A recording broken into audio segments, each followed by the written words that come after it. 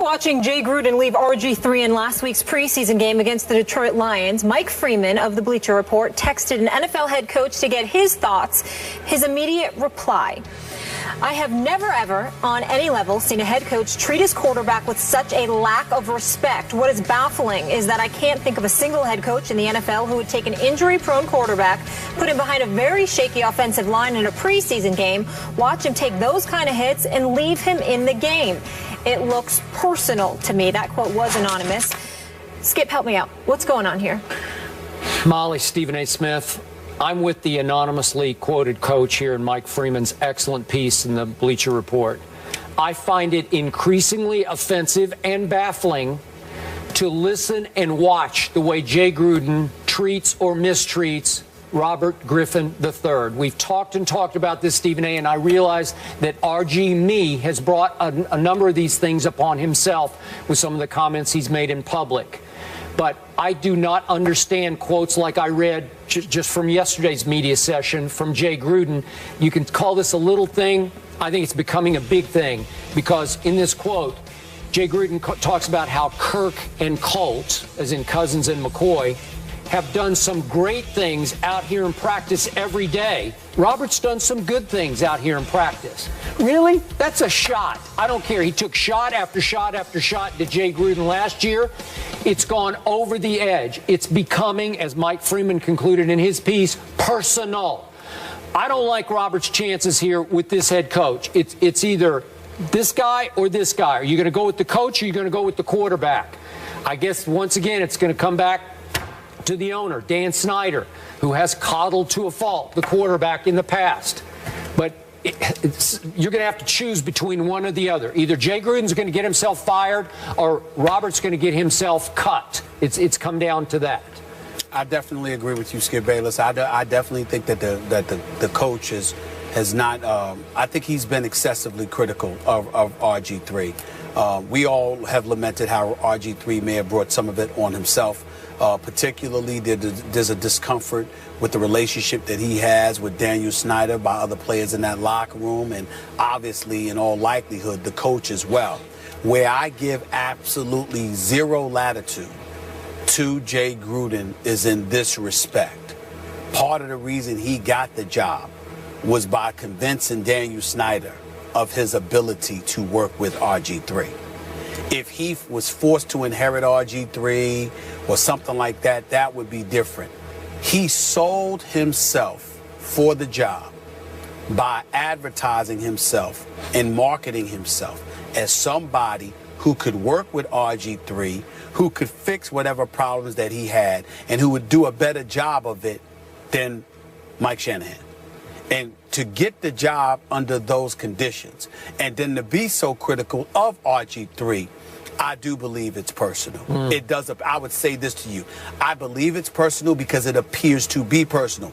If we're wrong, Jay Gruden has to own the fact that he has something to do with how it looks. I completely concur. And my bottom line to this is, if you step away from it, Robert has done more, achieved more at his position of quarterback in the National Football League in his rookie year than Jay Gruden has shown me as a head coach so far.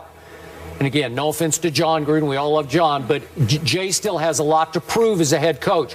Robert proved it for a while until he got hurt. So I'm going to side with Robert here. Well, no disrespect, but Jay Gruden is no John Gruden. Not yet. Not yet. He hasn't proven it. Agree. All right, we'll leave it there. Do the Bronx Bombers have anything to prove after last night? H-Town, shut it down. It was so bad, benches cleared. We'll react to the night after the break. First Take is presented by Bass Pro Shops. Your adventure starts here. And in part by Ace, the helpful place. About last night, the Astros beat the Yanks 15-1, and the Blue Jays rallied in the ninth for a 6-5 win over the Rangers. The Yanks now trail the Jays by 1 game in the AL East. Skip, your Blue Jays pick. You're still confident, my friend. Wait a minute. Did Molly just say 15-1? Wait. The New York Yankees lost 15 to legit teams don't lose 15-1. And by the way, my Blue Jays did have a miraculous top of the ninth rally at Texas to win 6-5. And I'm going to say to you, Mr. Smith, what Carlos Gomez yelled at the Yankees dugout and Joe Girardi. Just shut up about your Yankees. Just shut up. New York Yankees have about 8 to 10 games left against the Toronto Blue Jays. We're coming. We shall see what happens then.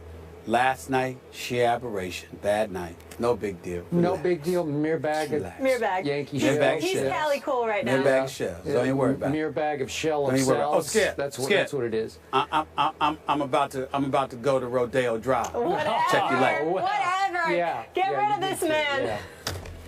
Bye. Earlier, that Cowboys corner Orlando Scandrick is done for the season with a torn ACL and MCL and will undergo surgery, according to our Ed Werder. Our Antonio Pierce is still here with us. Antonio, with Scandrick out, what does the NFC East landscape look like now? Well, one, if I'm a Cowboy fan, I'm nervous. You lose DeMarco Murray in free agency. You lose one of your better defensive players in Scandrick, a leader in that secondary, which struggled last year. And you got guys like Carr and Morris Claiborne. He's back. You know, he's coming back from injury. But more importantly, look at that division who you got to guard. We just talked about Odell Beckham, the Victor Cruz for the Giants. Then you got Deshaun Jackson as well.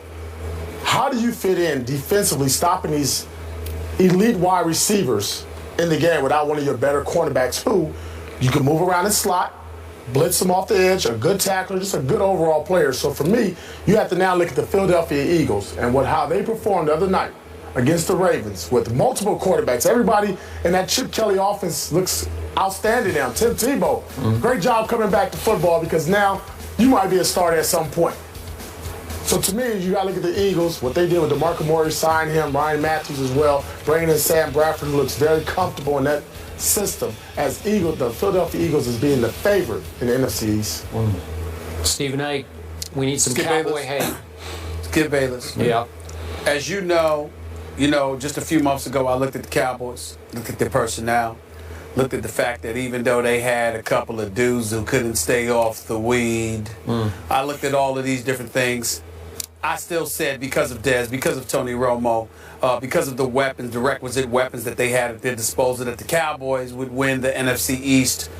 But obviously, because it was so early, we both reserved the right to change our minds. Yeah. You know, today, I'm officially doing just that. I knew it. I'm rolling with the Philadelphia. I'm rolling with the Philadelphia Eagles to win the NFC East, and I reserve the right to change my mind on that because I might pick the Giants, who it won't be is the Dallas Cowboys. Because I believe, Skip Bayless, that the accident waiting to happen has and will continue to happen as this season progresses. That's what I think is going to happen. Now, when I look at the Philadelphia Eagles, let me just get this out of the way. Suspect on the changes that Chip Kelly made, no doubt about it. But improving your secondary, I mean, with the Byron Maxwell, with the Walter Thurman III, when you look at guys like that, maintaining my man Malcolm Jenkins, there's no question that I love what I'm seeing in that regard because I think that there's nowhere to go but up. Their defense was anemic. I think they gave up about NFL worst 72 plays of 20 yards or more. That's just bad.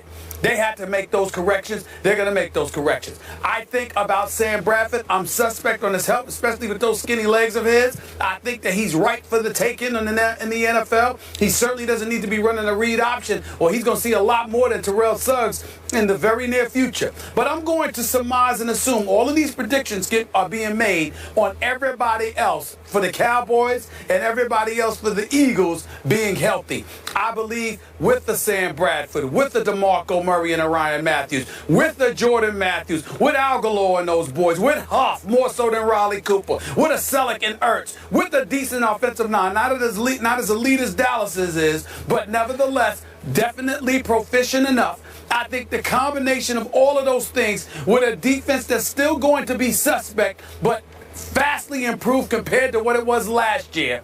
I believe that the accident that is waiting to happen will not be Bradford going down and Mark Sanchez having to come in, but I believe that the Dallas Cowboys will have more of a problem than the Philadelphia Eagles are. I'm also predicting that Tim Tebow is going to make the team. I'm also predicting that Tim Tebow is going to come in there. The read option will be used with him, and I believe that Tim Tebow will find a way to make a contribution in Chip Kelly's system as well. So all of those things being considered, I'm saying that the Dallas Cowboys are going this way, and the Philadelphia Eagles are going that way. I agree with AP. And I reserve the right to hang in with my Dallas Cowboys. They still will win the NFC East. I'm going to say it again. I love Orlando Scandrick. I respect him as a player. It made me sick at my stomach when I saw Todd Archer's early tweet right straight from the practice field last night. But he's not Deion Sanders. He's just not. He's not Everson Walls. I'm sorry. And you know this better than anybody. If you have a deficient secondary, a shaky secondary, what is the best way to cover for said secondary? Rush. You rush the passer. And I believe that most people are underestimating what this rush is about to become. Now, Greg Hardy, it's going to be 4 games till he joins the fray here. And Rolando McClain, who might have been their best defensive player last year in the middle at linebacker, it's going to be 4 games. But Randy Gregory is leaping off my TV screen in these preseason games. He can flat out rush the passer. DeMarcus Lawrence, their second-round pick of a year ago, we saw in the playoffs he started to leap off your TV screen. And listen, Jeremy Mincey can rush the passer, and Tyrone and Jack Crawford can rush the passer.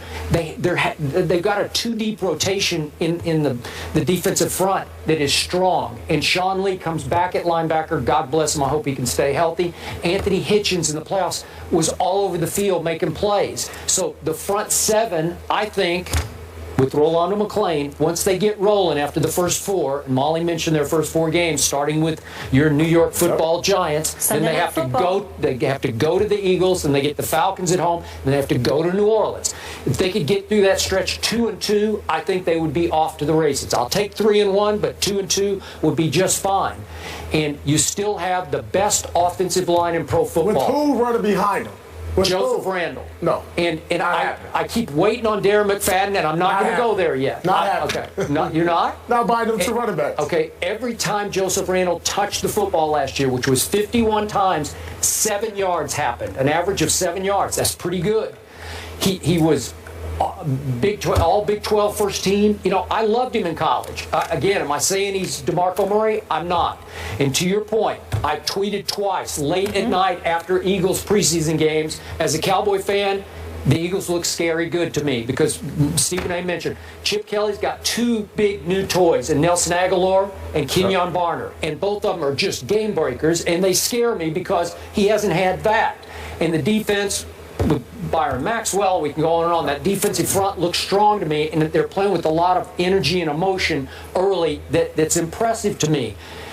But do they got a bunch of quarterbacks, but do they have a quarterback? That's what I want to know. Do they have one that you can trust? Stephen A., if it comes to Mark Sanchez, he is the ultimate accident waiting to happen. That's why I said Tebow. Okay. All right, well, it might be. And if I have to decide between, if it's Tebow versus my Cowboys, I'm going to be in a bind. I'm going to have a hard time. I must That's admit stressful. to you. That's what I love. I would sit there and go just like this. Yeah, you would. So what you gonna do, Skip? Yeah, and I might what sit you gonna look do? right back What you at gonna, you just who you like gonna this and root say, for, Skip? I don't know. That's right. Know. And I'll be like this, hey, and then you'll come on the air the next day with your opinion. I'm like, no, you ain't allowed. We don't want to hear from you because you don't want to take. You can't pick between the two. You have nothing to say. Nothing. That's what's going to happen to you, Skip. At some point, it's going to be Tebow against your Cowboys. And you got to make a call. And I'm just going to sit up there and look at you. What you got to say? What you got to say now? You know what? We need to film that viewing. Right. You know what I would do, honestly? Turn off the TV. No, I would not. I grew up a Dallas Cowboy fan, and I remain a Dallas Cowboy fan, and I would pick my Cowboys. I would have to. Lies. I would. Lies. No. No fly, Eagles, fly here. He's got his blue on. Obviously, question marks with this whole division, top to bottom. So we shall see. No question marks with Seattle's secondary, though. Wait till you hear what the Seahawks' Michael Bennett had to say. No holding back from this guy. His brother never holds back either. We'll react next. Antonio Pierce will stay put. Stay here.